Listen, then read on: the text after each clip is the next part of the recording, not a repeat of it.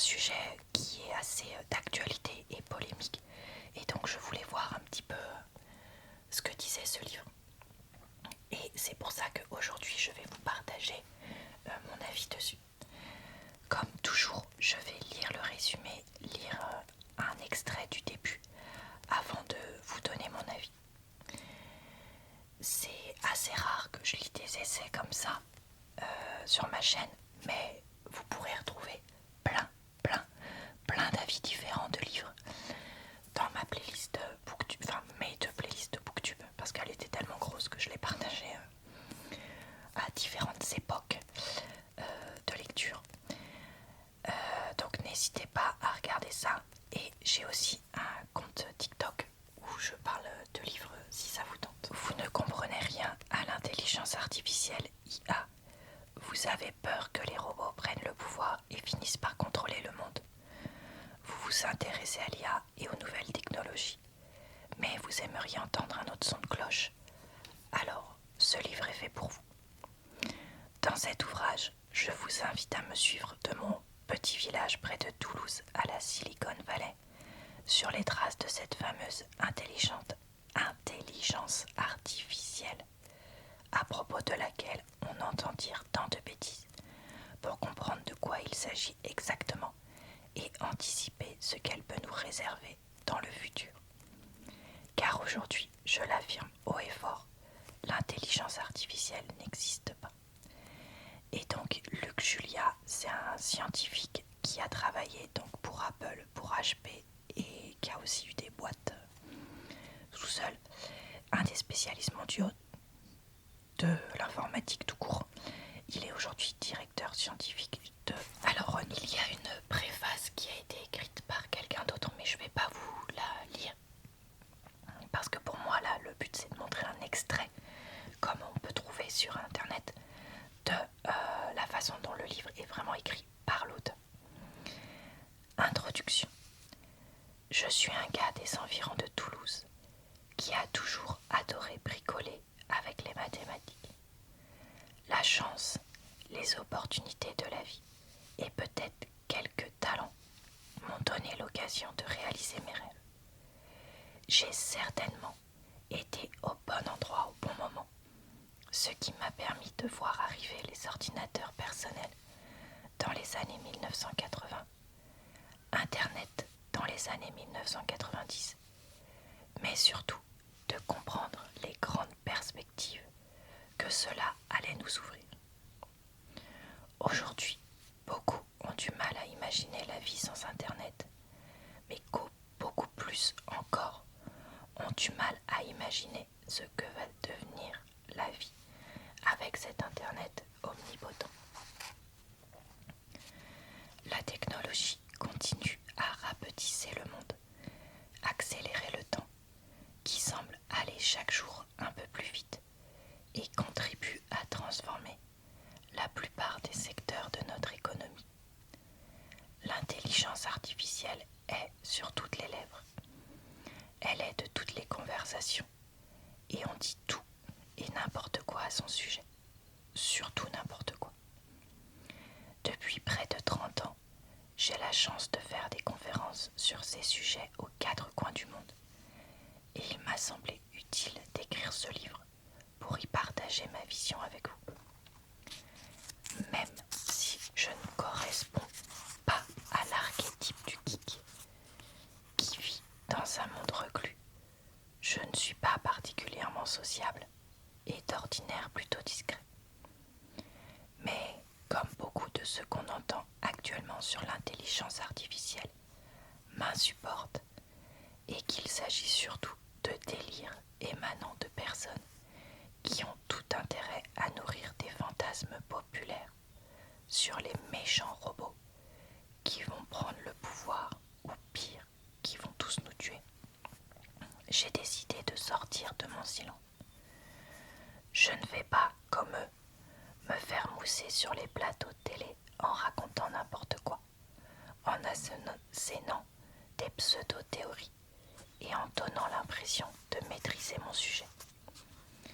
Je vais vous donner des faits, des clés qui vous permettront de forger votre propre opinion et au final de mieux comprendre le monde qui nous attend, sans pour autant sombrer dans une croyance béate en la technologie et ignorer les dangers qui nous guettent. Ce livre est personnel parce que j'y parle aussi de moi et de mon parcours, mais c'est surtout un récit sur la manière dont toutes ces nouvelles technologies sont liées et fonctionnent, et sur la façon dont elles vont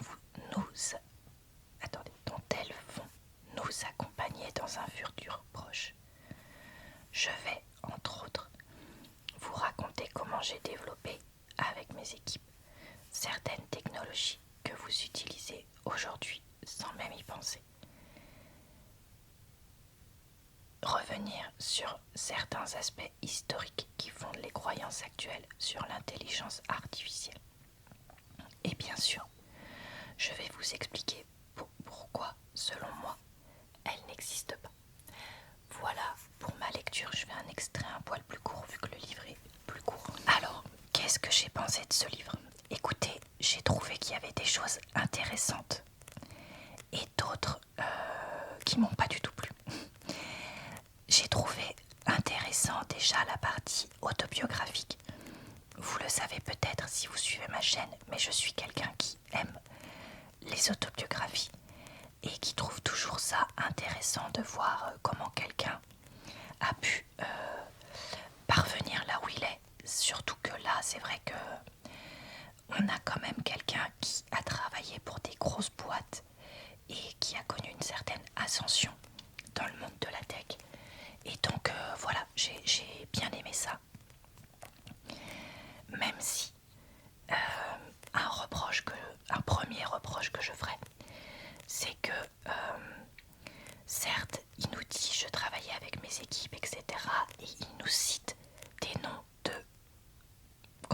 d'autres chefs, d'autres responsables comme lui. Mais il me manque, je trouve, les petites mains. C'est-à-dire que quand on dirige une équipe ou une boîte, il y a plein de gens qui travaillent pour nous. Et ces personnes-là participent aux découvertes. Or là, elles sont absentes de ce livre et je trouve que ça donne un côté un peu pompeux. Alors, je suis pas sûre que ça a été fait exprès, mais c'est le ressenti que j'ai eu et je trouve ça dommage. Ensuite, l'auteur nous parle un petit peu de la création d'un certain nombre de découvertes qui ont mené jusqu'à l'IA et d'un certain nombre de choses dans la technologie. Et c'est vrai que il y avait des passages qui étaient un peu plus longuets pour quelqu'un qui n'est pas passionné par le sujet comme moi, mais franchement c'était quand même rendu assez accessible. Après, l'auteur nous explique pourquoi pour lui l'intelligence artificielle n'existe pas. Et c'est vrai que je suis assez d'accord avec ce que lui il dit. Alors, je suis pas d'accord avec tout, mais le côté où il explique que le terme intelligence artificielle est très mal trouvé parce que c'est pas une vraie intelligence au sens humain du terme. Là, je suis totalement d'accord. Et c'est d'ailleurs un sujet dont on a déjà parlé avec mon chéri plus d'une fois, ou avec mes amis ou mes collègues. Et je trouve ça intéressant de le voir dans un livre. Par contre, il y a quand même des choses où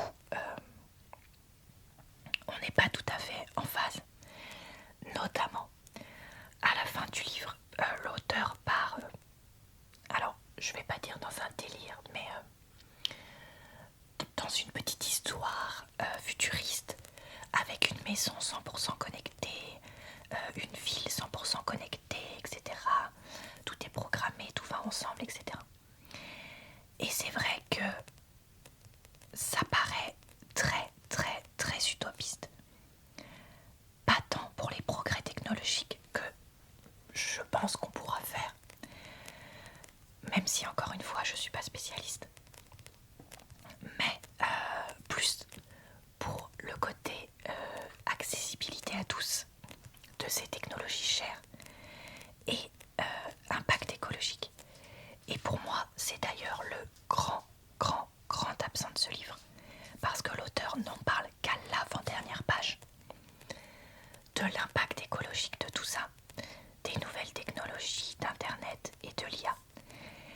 Et c'est le gros problème pour moi avec cet essai, où le gars est super fort en technologie, hein, et en maths et tout ça. Clairement, il n'y a rien à dire. Mais clairement, on voit que ce côté environnemental, ton domaine, où, sans vouloir raconter toute ma vie, j'ai de l'expertise.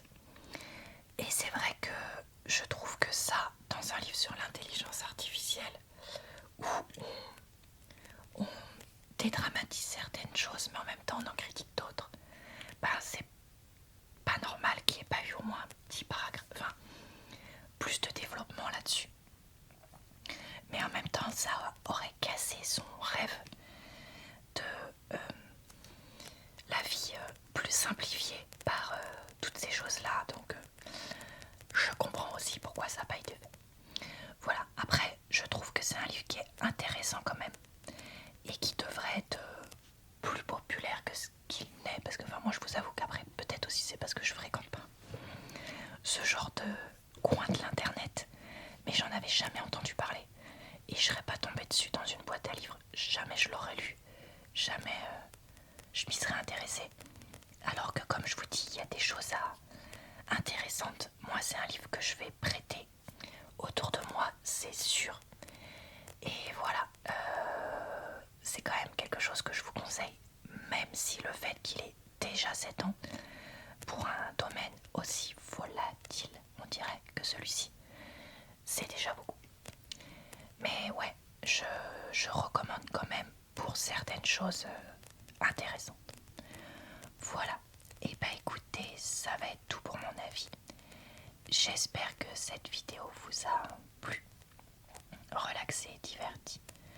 Je vous retrouve très vite sur ma chaîne pour de nouvelles vidéos d'avis de livres ou d'autres types de vidéos.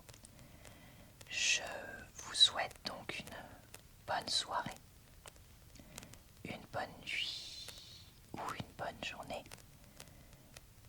Je vous retrouve également sur ma chaîne secondaire et mon compte TikTok régulièrement. Je vous dis donc à très bientôt dans une prochaine